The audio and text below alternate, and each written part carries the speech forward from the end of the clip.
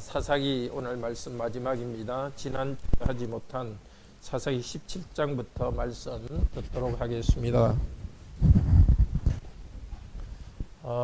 마이크 소리 잘 들립니까? 네. 목소리가 더 씩씩하십니다.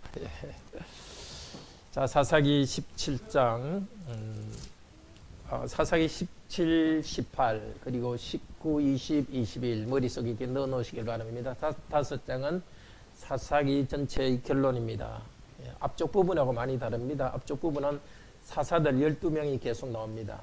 근데 17장부터는 사사 이야기가 안 나옵니다. 그러니까 사사들을 중심한 활동이 아니라 그 당시에 이스라엘 백성들의 삶에 대해서 나옵니다. 사사들을 중심한 활동 앞쪽에는 외부의 적이 침략하고 적들을 물리치는 이야기입니다.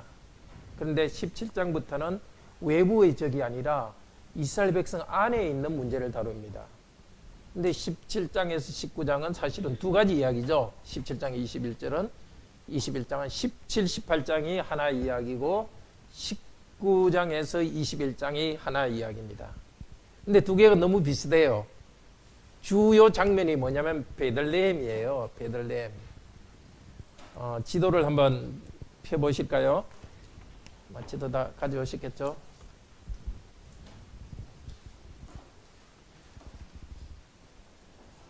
이스라엘의 지파 중에 제일 밑쪽이 유다 지파고요. 유다 지파의 북쪽이 베들레헴입니다. 그리고 이 유다 지파의 바로 위쪽에 있는 것이 베냐민하고 단 지파죠. 작은 지파죠. 그걸 사이에 두고 좀 더 큰 지파가 에브라임입니다. 이 두 개의 이야기는 베들레헴과 에브라임 사이에 일어난 이야기입니다. 그 중에 첫 번째, 오늘 17장, 18장은 에브라임 산지에 있는 한 집의 이야기인데, 이 에브라임 산지로 누가 올라오죠? 아래 베들레헴으로부터 레위인이 에브라임 산지로 올라와서 그 집에 우상 숭배하는 제사장이 되는 이야기예요. 그 다음에 19, 21장은 거꾸로예요. 에브라임에 살고 있는 제사장이 아래쪽 베들레헴으로 내려가 가지고 베들레헴에서 그 사람들한테 음행이 일어나는 이야기예요. 그러니까 에브라임과 베들레헴 사이에 오가는 두 개의 이야기가 마지막 결론이에요. 앞쪽 부분 17, 18장은 우상숭배의 문제를 다루고 19장에서 21장은 음행의 문제를 다뤄요. 근데 우상숭배와 음행은 밀접히 관계되어 있어요. 우상숭배는 뭐냐면은 하나님의 신부대 안에 있는 하나님 백성이 하나님만 섬기지 아니고 우상을 이리저리 섬기는 것이기 때문에 영적인 간음이에요. 우상숭배는 영적 간음입니다. 한번 따라해 볼까요? 우상숭배는 영적 간음이다. 그리고 19절에서 21장은 음행인데, 음행은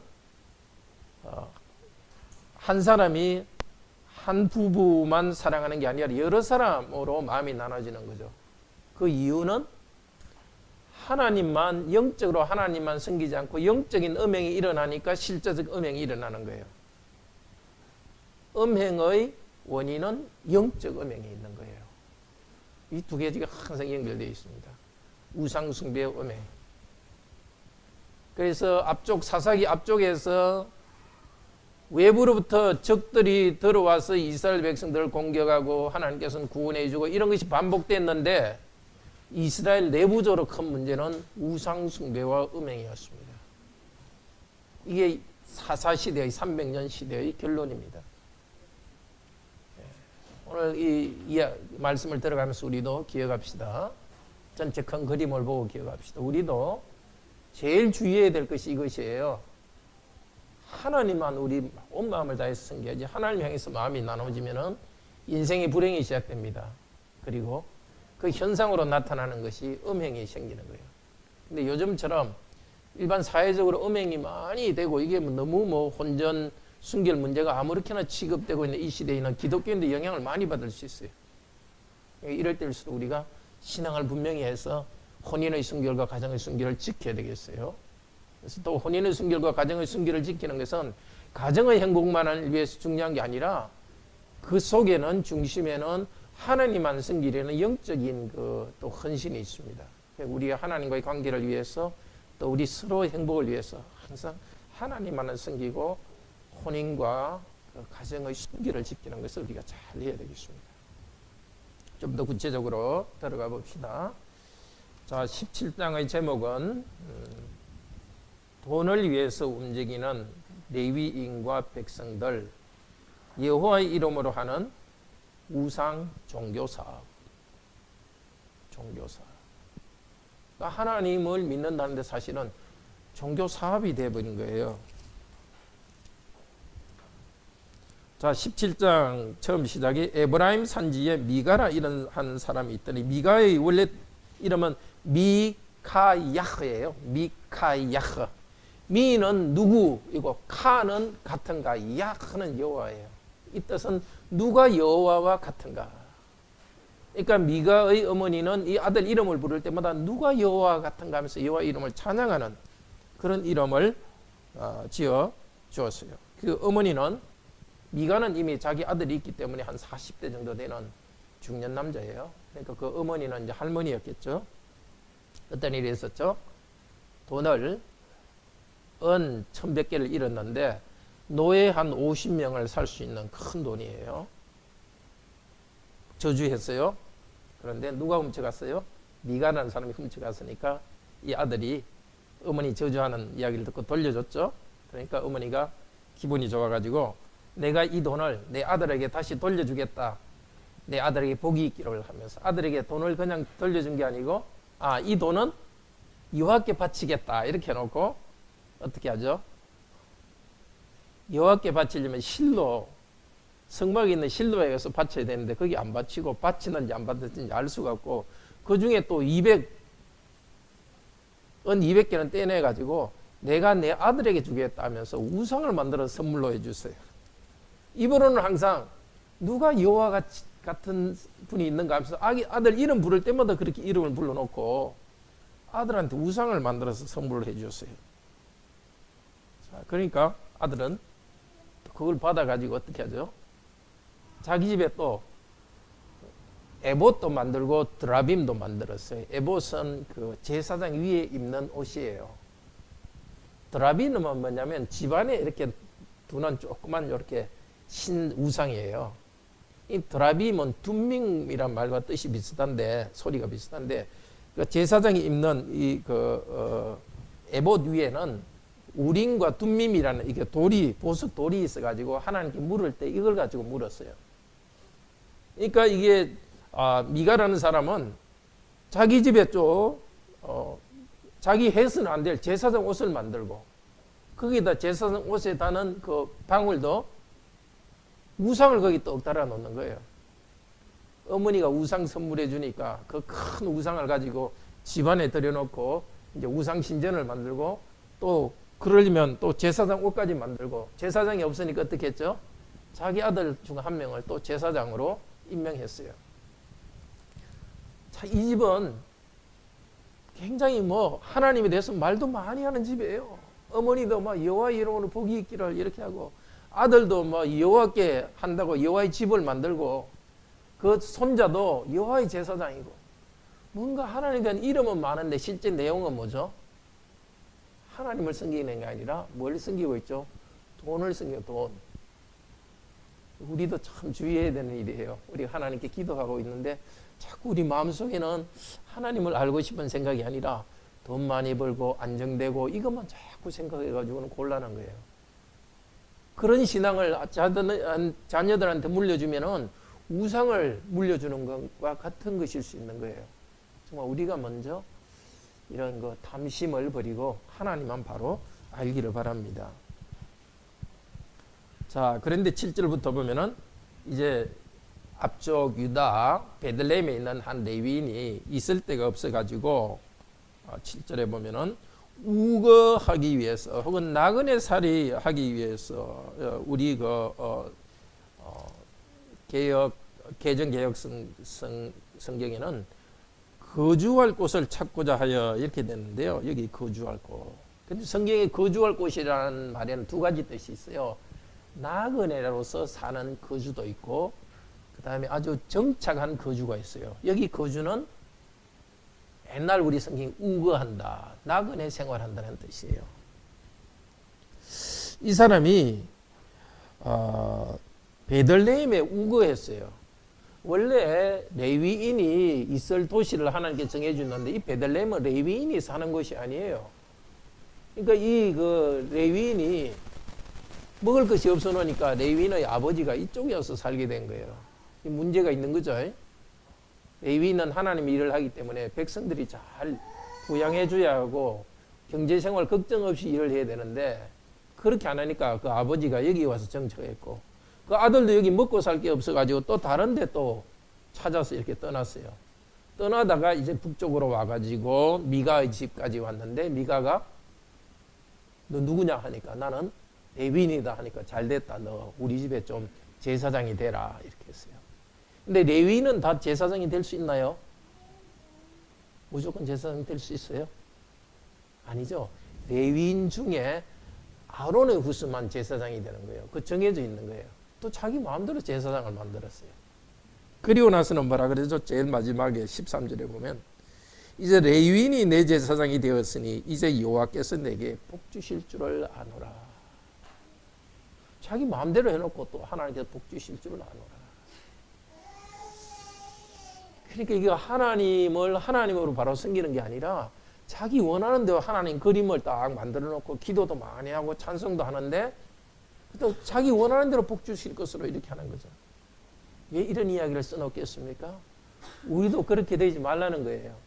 하나님에 대한 말도 많이 하고 성경도 많이 읽는 것 같은데 성경에 있는 하나님을 바로 배우는 게 아니라 내 원하는 대로 성경을 읽는 거예요. 특히 내 원하는 대로 성경 읽으면 주로 어떤 게 있죠? 무조건 복 주는 하나님, 뭐 잘못해도 복 주는 하나님 이것만 읽고 우리 죄를 갖다 지적해주고 회개하라는 하나님 대해서는 안 읽는 거예요. 그렇게 이렇게 우상에 빠지는 것은 눈이 어두워지는 거예요. 망상에 빠지는 거예요. 그렇게 되지 말고 정말 하나님 그대로 하나님을 믿고 그 결과 하나님께서 복 주시는 거예요.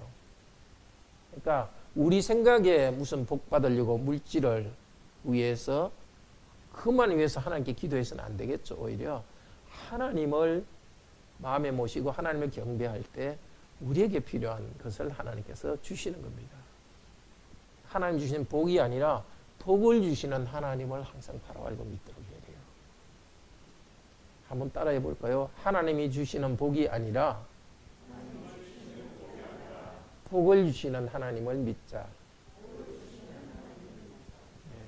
아이들도 부모님한테 와가지고 부모님을 좋아해야지 부모님 주는 돈을 더 부모님보다 좋아하면 안 되겠죠. 부모님이 주는 돈보다 돈을 주시는 부모님을 사랑해야 되겠죠. 마찬가지로 하나님에 대해서도 마찬가지입니다. 자, 18장에는 그때에 이스라엘에 왕이 없었고 이야기하고 있고 또 그 17장 6절에도 우리 같이 한번 읽어볼까요? 17장 6절 그때는 이스라엘에 왕이 없었으므로 사람마다 자기 소견에 옳은 대로 행하였더라. 자기가 원하는 대로 하고 싶은 대로 행했다는 겁니다. 이 말이 여기 그 후반부에 4번 나와요. 4번. 사람들이 자기 원하는 대로 하고 싶은 대로 했다. 18장 1절에도 왕이 없었다. 이 말 속에서 사람들이 하고 싶은 대로 행했다. 이 뜻이 들어있고 19장 1절에도 보면은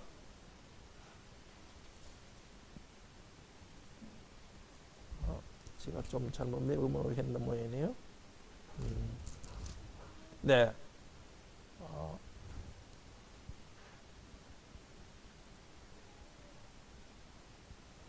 네, 이게 4번 나오는데요. 제가 구절은 잘못 메모했습니다. 나중에 한번 보겠습니다. 마지막 사사기 마지막 장 25장 25절에도 이스라엘 왕이 없었고 백성들이 자기 원하는 대로 했다. 자기 원하는 대로 하는 이 시대에 백성들도 자기 하고 싶은 대로 하고 레위인도 자기 하고 싶은 대로 하는 참 슬픈 시대였습니다. 백성들이 자기 마음대로 하면은 말씀을 가르치는 레위인은 똑바로 서서 말씀을 가르쳐야 되는데 레위인도 하나님 말씀에 순종하지 않고 이렇게 흔들립니다. 말하자면 오늘날은 말씀을 가르치는 목사가 흔들리지 않고 굳게 써야 되는데 그런 일이 생기서는 안 되겠습니다. 여러분이 목사를 위해서 이렇게 많이 기도해야 됩니다. 우리는 흔들리더라도 목사님은 말씀에 굳게 서서 잘 말씀을 전하게 해주세요.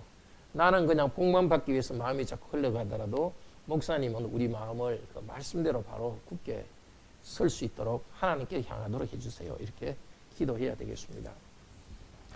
자, 18장은 제목이 미가의 집의 우상과 제사장을 바로하네. 단 지파가 훔쳐가서 미가의 집의 우상과 제사장을 괄호하네. 단 지파가 훔쳐가서 우상 숭배를 계속했습니다. 자, 여기 한번 보시면 단 지파는 어디 있죠? 지도에 남쪽에 있죠. 유다 지파 바로 이쪽에 있죠. 그런데 단 지파가 이 근처에서 다른 그 이방 민족들이 침략하는 게 여기 살 수가 없어가지고 이 북쪽으로 완전히 북쪽으로 갈릴리 있는 데까지 그냥 도망가요. 도망가기 전에 이 사람들이 위쪽에 스파이 정탐꾼을 갖다 보냈어요. 보내면서 올라가다가 이게 미가의 집에 들어가 봤어요. 예. 그 미가의 집에 가니까 그 제사장도 있고 레위 제사장도 있는 거예요. 그리고 이제 올라가 가지고 저 북쪽에 아주 좋은 것을 발견했어요. 그래서 내려와서 자기 단 집한테 그럼 올라가자 해가지고 군인들 600명 올라가는데 올라가면서 이 미가 집에 있는 뭐죠? 우상도 뺏어가고 제사장 옷도 뺏어가고 거기에 있는 레위인 제사장도 뺏어서 올라갔어요. 미가가 나중에 이제 그걸 알고 와서 왜 뺏어가냐 이러니까 뭐라 그러죠? 조용히 해. 죽여버릴 거다. 이렇게 말하는 거예요. 여기 18장 25절에 보면은 18장 25절에 점잖게 번역했어요. 어떻게 되어 있죠? 18장 25절에 네 목소리를 우리에게 들리게 하지 말라. 그냥 보통 말로 하면 무슨 말입니까? 입 닥쳐. 그렇게 번역해 그러니까 좀 점잖게 번역했습니다. 노한 자들이 너를 쳐서 내 생명과 내 가족의 생명을 잃게 하노라. 보통 말로 하면 뭐죠? 우리 화났어. 너하고 너 집 사람 다 죽여버릴 거야. 이렇게 말해요. 그래서 겁이 나서 돌아갔어요. 참 말하면 요지경이죠. 그죠? 한 가문에서 우상을 만들어 섬기는데 또 한 지파 전체 그 우상을 뺏고 또 제사장까지 데리고 올라갑니다. 그 우상이 따라오면은 자기들이 벌 받을 텐데 그게 복 받는 줄 알고 그것도 억지로 뺏어가고 있고 협박하며 가져가고 있습니다. 이것이 하나님 백성의 한 모습이었습니다. 한 가족도 그랬고 한 지파도 그랬습니다. 그러니까 참 우리는 뭐 잘하고 있다 이런 생각들 하지 말고 항상 잘 돌아봐야 됩니다.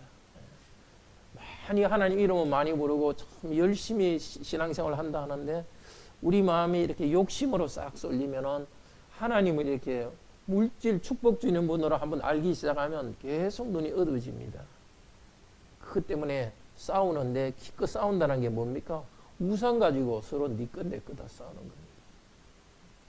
정말 바른 신앙 회복하고 어떻게 자기를 항상 돌아보고 교만한 마음 버리고 조금이라도 잘못된 그런 신앙의 그 생각이 있을 때는 회개하고 그래야 되겠습니다. 그 결과가 어떻게 됐냐? 18장 30절에 보면요. 18장 30절은 같이 한번 읽어봅시다. 단 자손이 자기들을 위하여 그 새긴 신상을 세웠고 모세의 손자요 게르셈의 아들인 요나단과 그의 자손 단 지파의 제사장이 되어 그 땅 백성이 사로잡히는 날까지 있었더라. 여기 이 나쁜 레위인이 누구라고요? 모세의 직계 후손인 거예요. 그렇게 좋은 가문인데도 이렇게 먹을 것을 위해 가지고 하나님이 시키지 않는 일을 하고 우상 숭배하는 사람이 된 거예요. 나는 좋은 가문이다, 모태 신앙이다, 우리 집은 몇 대째 신앙이다, 이런 식으로 교만하면 안 됩니다. 오히려 오래 믿은 가정에도 그 조그만 그 우상 숭배의 전통이 그 자손들에게 쭉 흘러갈 수 있습니다. 우리 조상들이 한 것은 잘했다, 이렇게 하지 말고 항상 말씀에 비춰가지고 잘못된 것은 당장 바꿔야 돼요.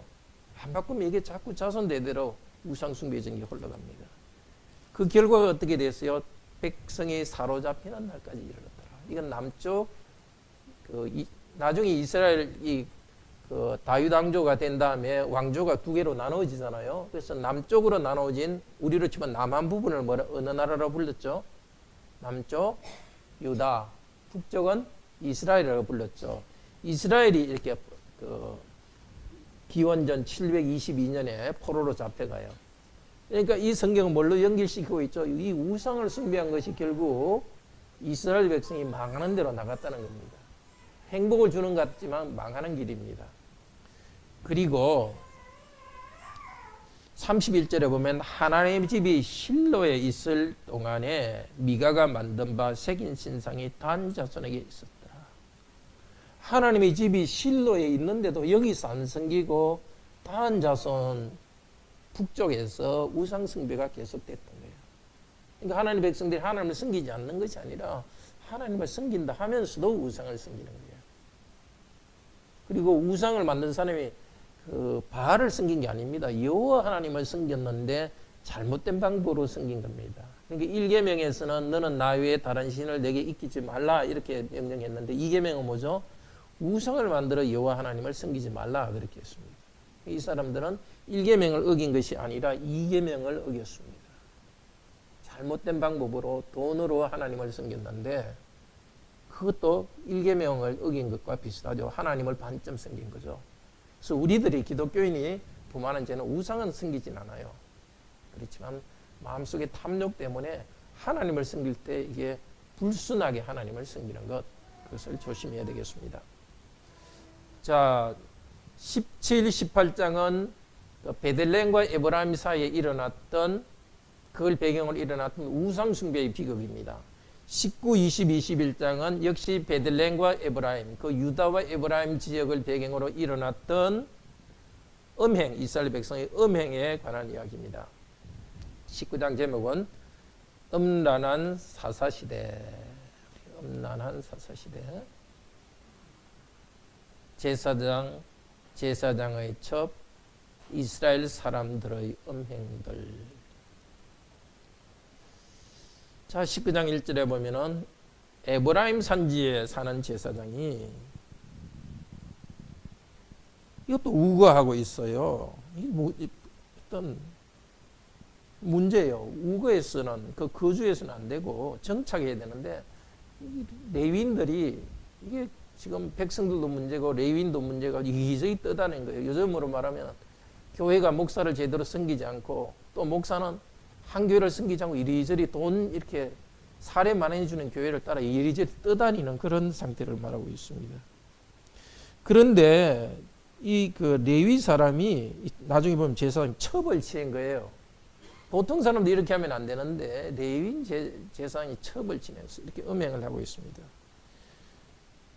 그러니까 또 그 첩도 2절에 보면 또 음행을 행하고 자기 친정으로 베들레헴으로 또 도망갔어요. 그러니까 이제 이 제사장, 이거 레위인이 자기 그 아내를, 첩을 찾아서 이제 이 그 에브라임에서 남쪽으로 이제 찾아갔어요. 그리고 이제 좋은 말로 이제 말하고서 이제 나오려고 하는데 자기 장인 되는 사람이 며칠 좀 있다 가시오, 하루 좀 있다 가시오 하니까 나오려고 하다가 또 하룻밤 있어요.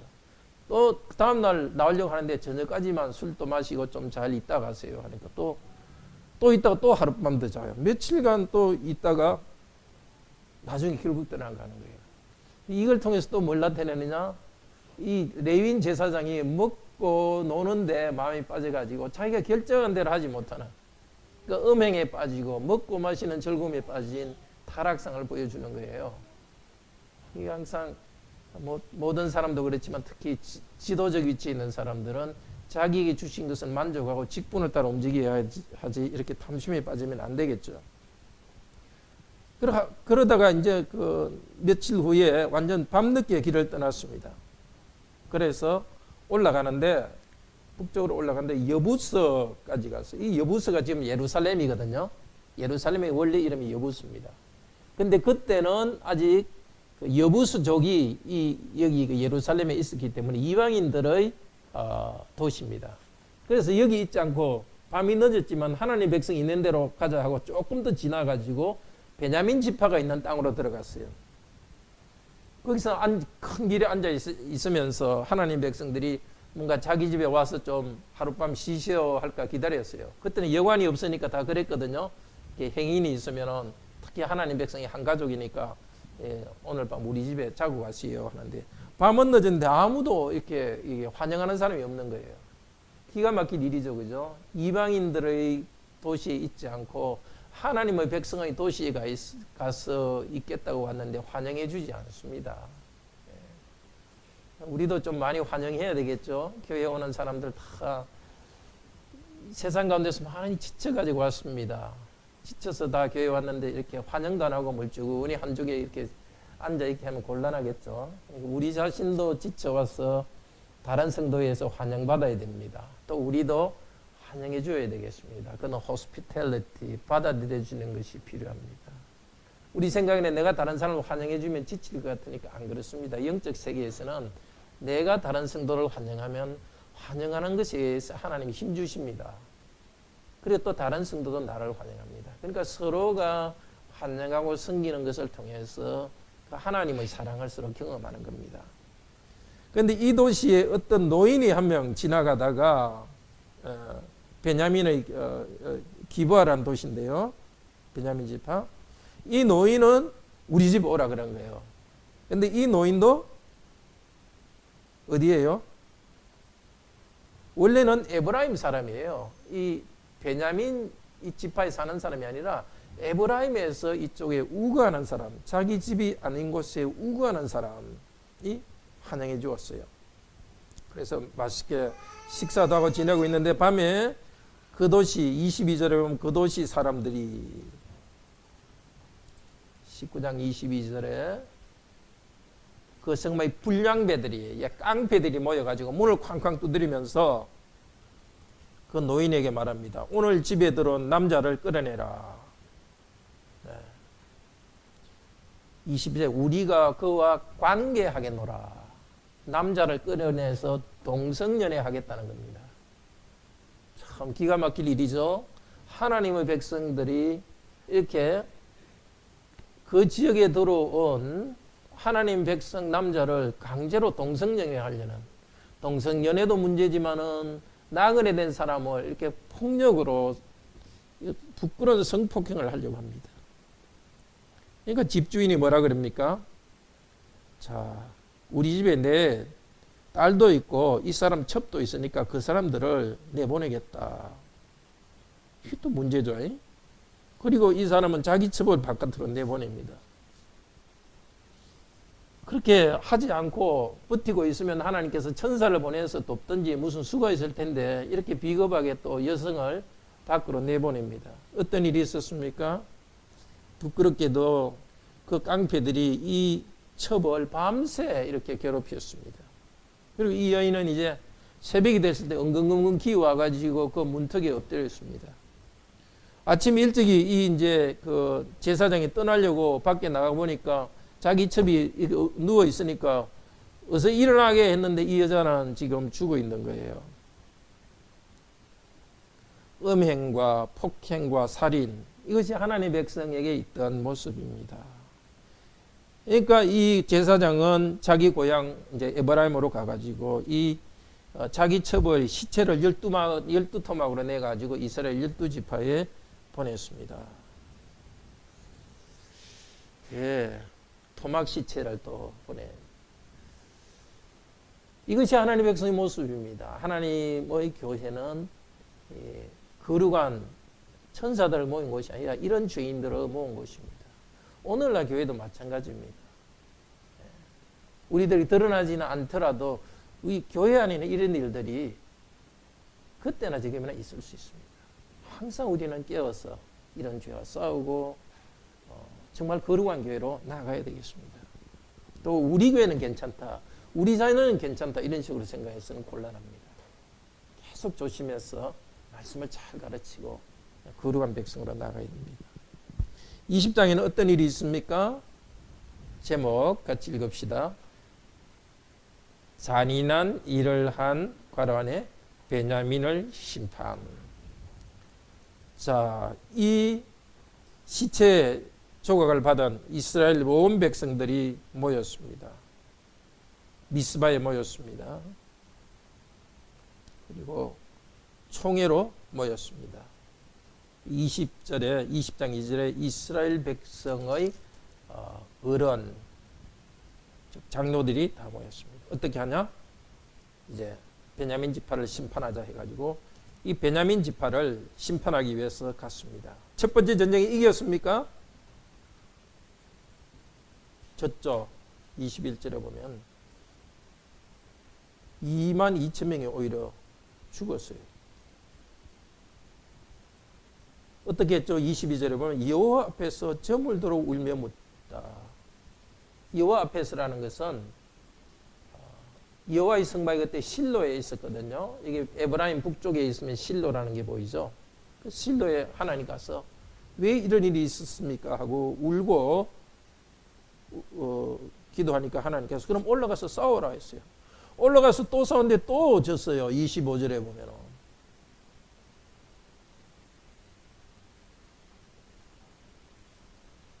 18,000명이 또 죽었어요. 그리고 이번에는 또 베델에 가서 또 울며 여호와 앞에서 앉아서 이번에는 금식도 하고 하나님께 기도했어요. 왜 이렇게 하나님께서 올라가서 치라 해놓고 왜 이렇게 이스라엘 백성이 죽게 만들었을까요? 도대체 왜 그랬을까요? 하나님께서 하라 했으면 일이 잘대로 해야 되는데 왜 그랬을까요? 하나님이 거짓말을 한 것일까요? 성경에는 이 대답이 없습니다. 그러니까 우리에게 잘 기도하며 생각해 보라는 겁니다. 이거면 분명합니다. 분명히 하나님께서 하라 했는데도 올바른 태도로 하지 않으면은 그건 하나님이 시킨 대로 하는 게 아니라는 겁니다. 모르긴 해도 이스라엘 백성들은 정의감, 저 나쁜 베냐민 족속도 확 썰어버지는 분노가 마음에 가득했지 않겠는가. 하나님의 백성을 불쌍히 여기는 마음보다도 자기 의와 정죄하는 마음이 있었기 때문에 하나님의 대인이 돼서 심판을 하면서도 그런 실패를 당했고 결국은 금시하며 자기를 돌아봅니다. 그게 필요한 거겠죠? 다른 범죄한 사람을 치는 것이 아니라 자기를 먼저 돌아보고 회개하는 것이 필요했습니다. 그리고 나서 이제 세 번째 가서 베냐민 사람들을 죽였는데 거의 다 죽였습니다. 그리고 나서 이제 21장입니다. 같이 한번 읽어봅시다. 소멸 위기에 있는 형제 지파와 함께 관원에 생육하고 번성하도록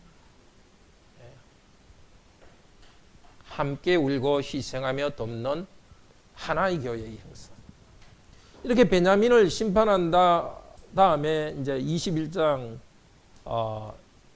3절에 2절에 보면 대성 통곡했어요. 큰 소리로 울었어요. 우리가 승리했다고 기뻐하는 것이 아니라 대성 통곡했어요. 하나님께서는 이 마음을 가지기를 원했던 겁니다. 악한 잘못된 하나님 백성을 심판하는 쪽에서 우리가 심판 잘했다 하고 전쟁에 이겼다 하고 기뻐하는 것이 아니라 울기를 원했던 겁니다. 왜요? 하나님 어찌하여 한 지파가 이제 없어지게 됐습니까? 우리에게 그런 마음이 필요합니다. 특히 지도자, 가정의 아버지로서 자녀를 징계할 때 내가 징계해서 애가 말을 잘 들었다. 그때 마음속에 분노가 있어서는 안 됩니다. 이렇게 통곡하는 마음이 있어야 됩니다. 자기가 먼저 울어야 됩니다. 그리고 교회에서 군직을 맡은 목사나 장로들은 교인들 잘못을 왜 그랬나 하는 게 아니라 이게 내 책임이라고 자기가 울음이 있어야 되는 겁니다. 마찬가지로 국가 지도자도 좋은 지도자는 일반 그 기업에서도 좋은 지도자는 그 자기 그 직원들 혹은 그 국민들의 잘못을 이렇게 벌할 때 그 아픔이 있어야 되는 것입니다. 그래서 어떻게 했죠? 이 베냐민 그래도 남은 남자들한테 여자를 좀 줘야 되겠다 해가지고 어떻게 합니까? 이 이스라엘 백성들 중에 싸우러 오지 않은 그 이스라엘 백성이 있었어요. 그곳에 있는 여자들을 길라앗에 있는 여자들을 갖다가 데려와 가지고 400명을 데려와 가지고 이 베냐민 자손에게 주었어요. 그래도 200명이 모자라니까 어떻게 했느냐? 여기 그 실로가 이제 그 에브라임에 있는 성막이 있는 곳이거든요. 여기에 축제가 1년에 한 번씩 있는 여기 축제로 올라가는 처녀들을 갖다가 베냐민 그 지파의 남자 여러분이 데리고 갔어요 해서 데리고 가서 아내를 삼고자 했습니다. 그리고 나서 만약에 이 딸들의 아버지가 왜 이렇게 했냐 물으면은 우리가 책임진다고 해라. 근데 이 그 딸들의 아버지가 왜 이렇게 했냐 항의하는 것은 왜 내 딸들을 뺏어갔느냐 그것 때문에 항의하는 것이 아닙니다. 이스라엘 백성 전체가 하나님께 맹세를 했어요. 우리 딸들은 앞으로 베냐민에게 안 주겠다고 맹세를 했는데 만약 자기 딸들이 거기 가면 하나님께 한 맹세를 깨뜨리기 때문에 그것 때문에 항의하는 겁니다. 그런데 자기가 자기 딸을 준 게 아니라 잡혀갔으니까 괜찮다 이렇게 이제 그런 논리를 만들어낸 겁니다. 참 지혜롭죠. 하나님께 맹세는 했고 이제 베냐민에게는 딸을 주지 않는다고 했는데 이스라엘 백성 전체가 그래도 줄라 하면은 이 딸들을 강제로 잡혀가게 하는 그런 것을 꾀를 낸 겁니다. 그러니까 하나님의 교회에서는 이렇게 뭔가 법을 바로 세우고 원칙대로 하지만 이런 지혜가 필요합니다. 하나님이 하신 맹세를 어기지 않으면서도 또 현실적으로 필요한 하나님 백성이 필요한 것을 주는 자세가 필요합니다. 이것이 사사기의 마지막입니다. 하나님 백성들은 제사장과 레위인이 중심이 돼가지고 우상숭배와 음행에 들어갔습니다. 그 백성들의 음행과 우상숭배에 제사장과 레위인들을 책망하고 그것을 이끌어야 되는데 그들까지도 눈이 어두워서 그 지경이 되었습니다. 25절 마지막에 뭐라 그럽니까? 한번 읽읍시다. 21장 25절. 그때에 이스라엘에 왕이 없었으므로 사람이 각기 자기의 소견에 옳은 대로 행하였더라. 자기 마음대로 행하니까 이런 일이 생겼습니다. 그리고 곧 이어서 다윗 왕을 중심으로 왕조가 됐을 때는 이런 것이 많이 개선되었습니다. 그렇지만 왕조 시대에도 또 우상숭배와 음행과 폭력이 계속되었습니다. 천국 갈 때까지 하나님의 백성과 교회는 이것이 계속 있습니다. 그러니까 어차피 그럴 거 대충 우상숭배하고 대충 죄도 짓고 살자 그렇게 하라는 것이 아닙니다. 정신 바짝 차리라는 겁니다. 나는 오랫동안 예수 믿었으니까 괜찮다.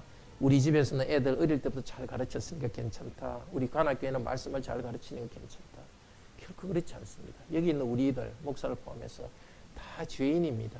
그렇기 때문에 항상 죄인이라는 걸 알고서 자기를 돌아보고 매일 회개하고 우상숭배와 죄악으로부터 떠날 수 있기를 바랍니다. 기도합시다.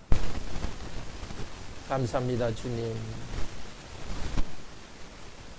이 하나님의 백성의 말씀을 받고 복을 받지만 속에서 우상숭배를 하고 탐심으로 나가는 것을 보여주었습니다. 우리 자신이 바로 그런 사람입니다. 주의 불쌍히 여기시고 매일 우리 주 예수 그리스도 의지하여서 죄 용서받고 성령님 의지하여 거룩한 백성을 되게 하시고 이 시대 우리 관악교회와 이 시대 교회도 매일매일 개혁되고 갱신되어 갈 수 있도록 도우소서. 주 예수 그리스도 이름으로 기도드립니다. 아멘. 기도를 준비하겠습니다.